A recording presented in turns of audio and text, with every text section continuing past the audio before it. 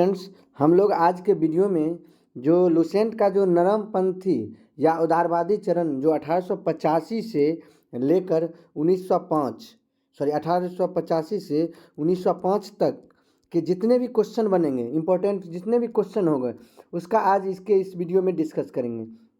चलिए स्टार्ट करते हैं। पहला क्वेश्चन, तो पहला क्वेश्चन आपका है कि भारतीय राष्ट्रीय आंदोलन के 1885 या 1905 की अवधि को क्या कहा जाता है। इसका आंसर हो जाएगा आपका उदारवादी चरण कहा जाता है। अगला क्वेश्चन, भारतीय इतिहास में वर्ष 1885 ईस्वी प्रसिद्ध है, तो किसके लिए प्रसिद्ध है? ये है आपका भारतीय राष्ट्रीय कांग्रेस की स्थापना के कारण। अगला क्वेश्चन, आधुनिक भारतीय इतिहास में गोकुल दास तेजपाल संस्कृत महाविद्यालय क्यों प्रसिद्ध है? इसका आंसर आपका हो जाएगा भारतीय राष्ट्रीय कांग्रेस का प्रथम अधिवेशन यहीं हुआ था। अगला क्वेश्चन, 1885 से 1905 के काल के भारतीय राष्ट्रीय आंदोलन में उदारवादी नेताओं का प्रभुत्व था। उनके आंदोलन का मुख्य ढंग क्या था? तो इसका मुख्य ढंग क्या था? ये था आपका संवैधानिक आंदोलन। ठीक। अगला, भारतीय राष्ट्रीय कांग्रेस की पहली बैठक किस शहर में हुई थी? तो किस शहर में हुई थी? ये आपके बंबई में हुई थी। निम्नलिखित कांग्रेसी नेताओं में से किसको भारत का महान वृद्ध व्यक्ति या grand old man of India कहा जाता है? किसे कहा जाता है? तो दादा भाई नौरोजी को। अगला, गवर्नर जनरल के कार्यकाल के दौरान भारतीय राष्ट्रीय कांग्रेस बनी थी, तो ये आपके थे लॉर्ड डफरिन। अगला क्वेश्चन, भारतीय विश्वविद्यालय अधिनियम 1904 किस वायसराय के काल में पारित किया गया? तो किसके वायसराय के? तो ये है लॉर्ड कर्जन। अगला क्वेश्चन, भारतीय सिविल सेवा ICS में चुने गए पहले भारतीय का नाम क्या था? तो ये थे सत्येंद्र नाथ टैगोर। अगला क्वेश्चन, इंडियन नेशनल कांग्रेस के संस्थापक कौन थे? तो ये थे एलन ऑक्टेवियन ह्यूम। इसको शॉर्ट में AO ह्यूम कहा जाता है। अगला, हर्मिट ऑफ शिमला किसे कहा जाता है? तो किसे कहा जाता है? तो AO ह्यूम को। अगला, वह कौन सा प्रथम भारतीय था जो ब्रिटिश संसद के लिए निर्वाचित हुआ था? तो कौन था? तो ये थे दादा भाई नौरोजी थे। अगला, निम्नलिखित कथनों पर विचार कीजिए। दादा भाई नौरोजी के संबंधित क्या है? तो चलिए देखते हैं क्या क्या है। तो ये कि 3 बार राष्ट्रीय कांग्रेस के अध्यक्ष चुने गए, ये सही है।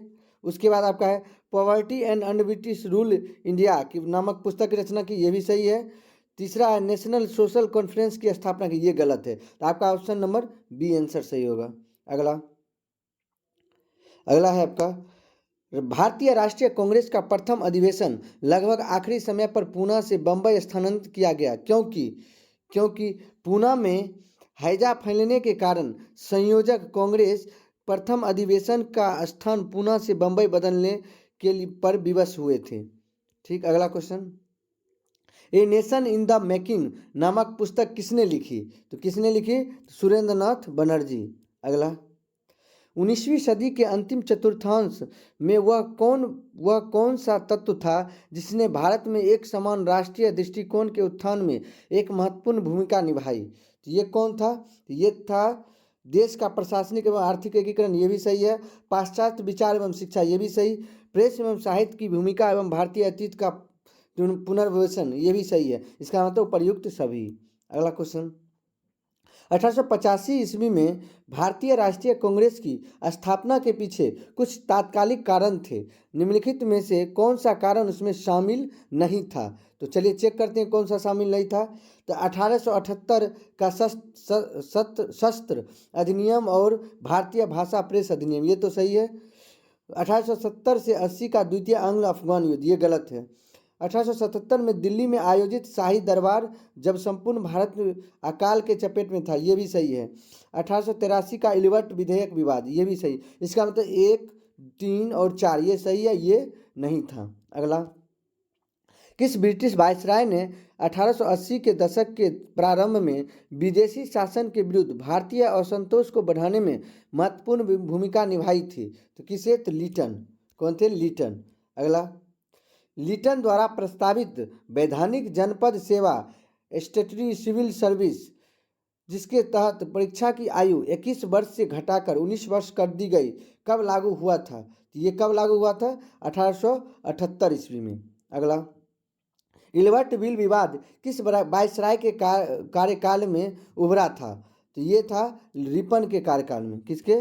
रिपन के कार्यकाल में। अगला, भारतीय संघ के संस्थापक कौन थे? तो इसका आंसर हो जाएगा सुरेंद्रनाथ बनर्जी। अगला, भारतीय राष्ट्रीय कांग्रेस की अध्यक्षता किसने की? तो किसने किए? ये थे दादा भाई नौरोजी, बाकी ये सब नहीं किए थे। अगला, भारतीय राष्ट्रीय कांग्रेस में निम्न में से किसको नरम दलीय नेता के तौर पर नहीं जाना जाता है? तो किसे नहीं जाना जाता है? ये बाल गंगाधर तिलक, बाकी सब कौन थे? नरम दलीय नेता थे। अगला, भारतीय राष्ट्रीय कांग्रेस की स्थापना की गई वर्ष कब की गई थी? ये था 1885 ईस्वी में। अगला, निम्न में से कौन नरमपंथियों में नहीं थे? तो कौन नहीं थे? तो चलिए देख लेते हैं कौन नहीं थे। तो जी गोखले ये सही थे, बाल गंगाधर तिलक ये नहीं थे, आरसी दत्त थे, WC बनर्जी ये सब क्या थे? नरमपंथी में, और ये थे गरमपंथी में। ठीक। अगला क्वेश्चन, भारतीय राष्ट्रीय कांग्रेस के संस्थापक थे तो कौन थे? तो इसका आंसर क्या हो जाएगा? ये थे असैनिक सेवक। कौन थे? असैनिक सेवक थे। अगला, अधिकतर नरमपंथी नेता थे, तो अधिकतर नरमपंथी नेता कहाँ के थे? तो ये शहरी क्षेत्रों से थे। अगला, 1905 में बंगाल विभाजन किस वायसराय ने किया? तो कौन किया था बंगाल विभाजन? ये था लॉर्ड कर्जन। अगला क्वेश्चन, भारतीय राष्ट्रीय कांग्रेस की का प्रथम मुस्लिम प्रेसिडेंट था, तो कौन था प्रथम मुस्लिम प्रेसिडेंट? तो ये था बदरुद्दीन तैयब जी। अगला question, British house of Commons का चुनाव जिस प्रथम भारतीय ने लड़ा था वह थे, तो वो कौन थे? दादा भाई नौरोजी। अगला क्वेश्चन, किसने कहा था कि कांग्रेस पतन के लिए लड़खड़ा रही है? मेरी सबसे बड़ी अभिलाषा है जब तक मैं भारत में है तो कांग्रेस की शांतिपूर्ण समाप्ति में सहयोग करना है। तो ये कौन बोला था? तो ये बोला था लॉर्ड कर्जन। अगला, भारतीय राष्ट्रीय कांग्रेस के 1905 के बनारस अधिवेशन के अध्यक्ष कौन थे? तो कौन थे ये? तो गोपाल कृष्ण गोखले थे। अगला, निम्नलिखित में से कौन भारतीय राष्ट्रीय कांग्रेस के स्थापना अधिवेशन में उपस्थित नहीं थे? तो कौन नहीं थे? तो सुरेंद्रनाथ बनर्जी, बाकी ये सब उपस्थित थे। अगला क्वेश्चन, भारतीय राष्ट्रीय कांग्रेस के पहले अध्यक्ष कौन थे? तो कौन थे? WC बनर्जी।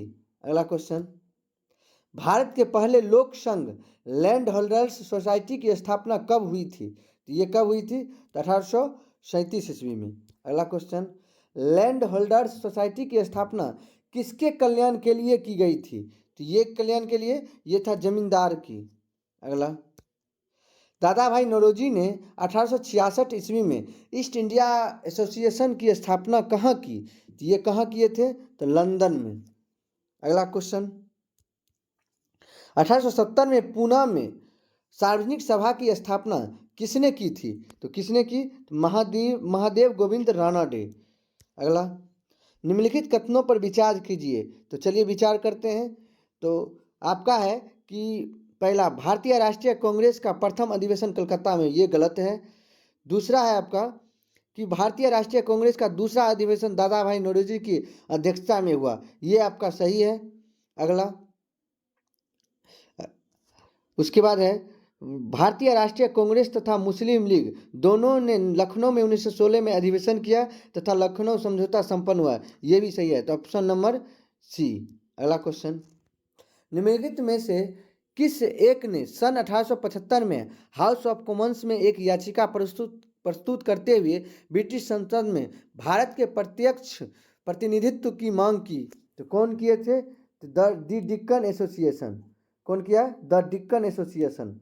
अगला, निम्नलिखित भारतीय नेताओं में से कौन एक ब्रिटिश द्वारा इंडियन सिविल सर्विस से बर्खास्त किया गया था?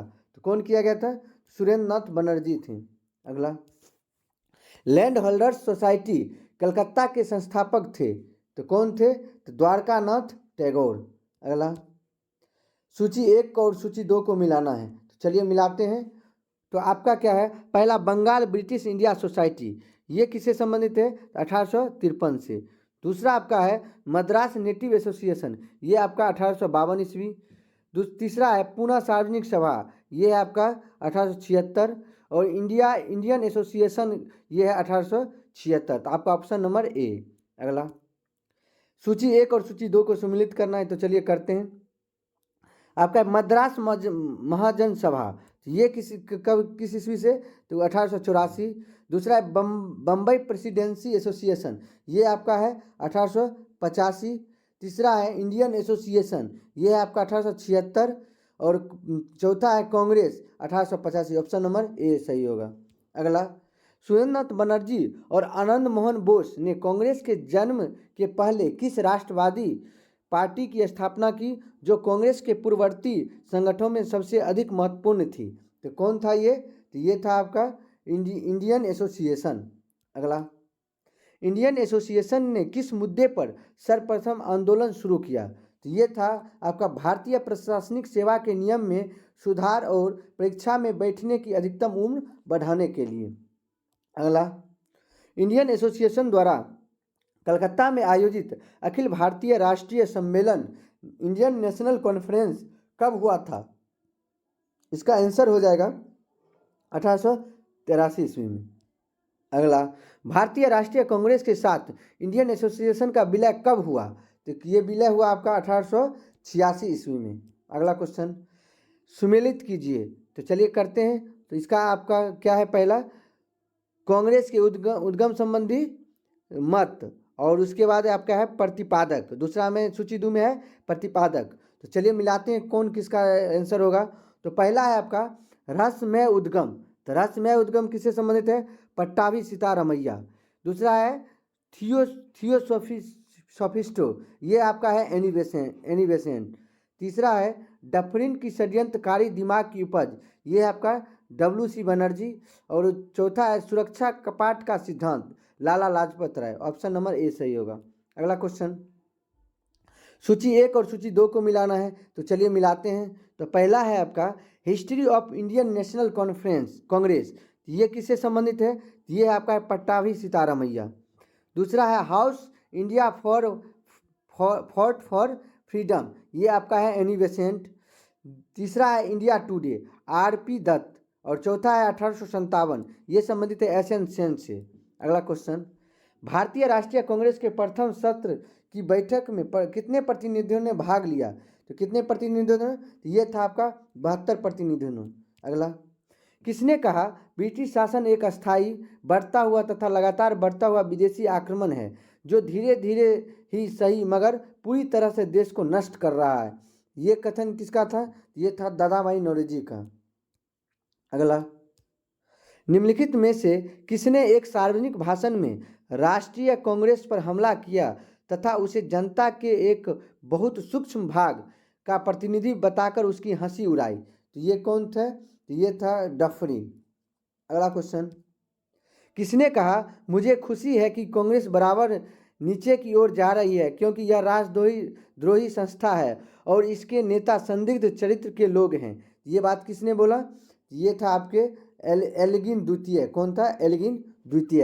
अगला क्वेश्चन, निम्नलिखित में से कौन कौन कांग्रेस के विरोधी थे, तो कौन कौन थे कांग्रेस के विरोधी, तो ये आपके सर सैयद अहमद खान, ये सही है। बनारस के राजा शिव प्रसाद, ये भी सही। हैदराबाद के नवाब, ये भी सही। दिनसा मनक जी पेटिट, ये भी सही। इसका मतलब ऑप्शन नंबर 4।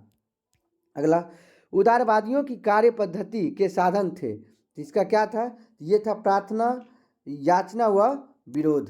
अगला, उदारवादियों की कार्य पद्धति को किसने भिखमंगी राजनीति की संज्ञा दी, तो किसने दी, तो ये थे आपके उग्रवादियों ने। अगला, ब्रिटिश साम्राज्य के अंतर्गत स्वशासन की मांग सबसे पहले किसने और कब की, तो कब किसने, तो ये दादा भाई नौरोजी ने 1904 में की। अगला, उदारवादियों का सबसे प्रमुख योगदान था, तो क्या था इसका, यह था ब्रिटिश शोषण नीति की ओर जनता का ध्यान खींचना। अगला, किसने कहा हमें मर्दों की तरह खुलकर कहना चाहिए कि हम अपनी मज्जा तक राजभक्त हैं, हमें अंग्रेजी राज से हुए फायदों का ज्ञान है, तो ये किसने बोला, तो ये बोले थे दादा भाई नौरोजी। अगला, किसने कहा भारतवर्ष तलवार के बल पर जीता गया था और तलवार के बल पर ही उसे ब्रितानी कब्जे में रखा जाएगा? ये किसने कहा? ये बोला एल्गिन। अगला क्वेश्चन, किसने उदारवादियों के संबंध में कहा अपनी शिकायतों का निवारण करने तथा रियायत पाने के लिए उन्होंने 20 साल से अधिक समय कमोवेश जो आंदोलन चलाया उसमें उन्हें रोटियों के बजाय पत्थर मिले? तो ये बात किसका था? ये लाला लाजपत राय का कथन था। अगला, किस उग्रवादी नेता ने उदारवादियों के संबंध में कहा यदि हम साल में एक बार मेढक की तरह टरटरा कर चुप होते रहें तो हमें कभी अपने प्रयासों में सफलता नहीं मिलेगी? ये बात कौन बोले? तो बाल गंगाधर तिलक बोले थे। अगला क्वेश्चन, 1857 में किसकी गिरफ्तारी के बाद राष्ट्रीय कांग्रेस में एक नया मोड़ आया? तो ये किसका? तो ये थे बाल गंगाधर तिलक। अगला, निम्नलिखित में से किसने इंडियन नेशनल कांग्रेस की नरम दलीय राजनीति की व्यवस्थित आलोचना न्यू लैप्स फॉर ओल्ड शीर्षक लेखों की श्रृंखला में की? तो ये क्या कौन थे? तो ये थे अरविंद घोष। अगला क्वेश्चन, मद्रास महाजन सभा की स्थापना की गई वर्ष कब की गई थी? तो ये किया गया था 1884 ईस्वी में। अगला क्वेश्चन, भारत में लॉर्ड कर्जन के प्रशासन की तुलना औरंगजेब से किसने की? तो ये किए थे गोपाल कृष्ण गोखले। लास्ट क्वेश्चन, राजा जनता के लिए बने हैं, जनता राजा के लिए नहीं बनी है। राष्ट्रीय आंदोलन के दौरान निम्नलिखित में से किसने यह वक्तव्य दिया था? तो ये कौन दिए थे? तो दादा भाई नौरोजी ने। आज के वीडियो में बस इतना ही। अगले वीडियो में हम लोग उग्रवादियों के संबंधित जो 1905 से 1917 के बीच जो हुआ है उससे संबंधित जितने भी क्वेश्चन बनेंगे उसको डिस्कस करेंगे। अगर ये वीडियो अच्छा लगे तो वीडियो को लाइक, चैनल को सब्सक्राइब और अपने दोस्तों में शेयर जरूर कीजिएगा। धन्यवाद।